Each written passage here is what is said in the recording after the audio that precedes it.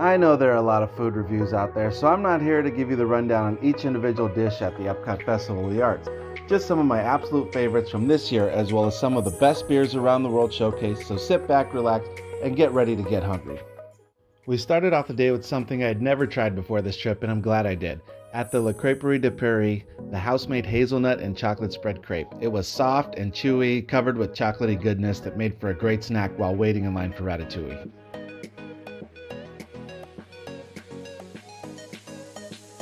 If you like runny eggs and pork belly, the deconstructed BLT is for you. We tried this and it's at first kind of strange to look at, but it was actually one of the standouts of the entire festival for us.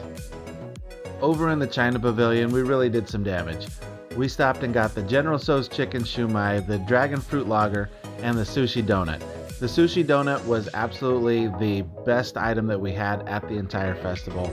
You know, just filled with salmon, tuna, shrimp, cucumber, so on and so forth.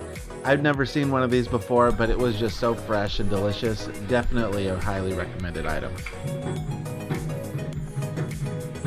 Over at Goshiki in the Japan Pavilion, they had a Wagyu bun, which was just delicious. Steamed buns are always my favorite, regardless of almost anything that's in it, and this was no different. Soft without being soggy, absolutely recommend this dish. Finally, we made it to Germany, where this is my favorite place to visit every time we're in Epcot, and I always treat myself to a Warsteiner Dunkel and a Bratwurst. These are available year-round, not just during festivals. Absolutely delicious. If you're just looking for a quick snack that you know is going to be solid every time, absolutely recommend these two items.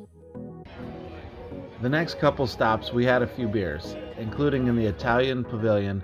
We had the Menabrea Amber, which was tasty, nothing special, but it was good. The American Pavilion, which had one of my favorite beers I've definitely had before, the Dogfish Head 60 Minute, which if you're really looking to get your party started at Epcot, this is the way to do it for sure. So we headed over to the Yorkshire County Fish Shop that we've been to many times. I haven't had the fish and chips in a while, so I was really craving it, and I wanted to include this because, wow, it was just so awful this time. I don't know what happened. It was just completely fried all the way through. There was almost no fish inside of it. I just wanted to throw that out there, and I'm definitely going to try it again, and I think you should too. But it was just a big letdown for this trip. Finally, we finished off the evening at Craftsman's Courtyard and got the beef Wellington.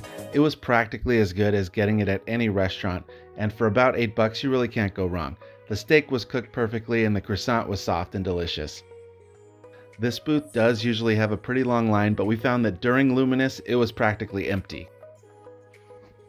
So don't worry if you haven't made it to Disney World just yet. The Festival of the Arts runs through February 24th with Flower and Garden, which is our favorite festival the entire year, starting March 5th.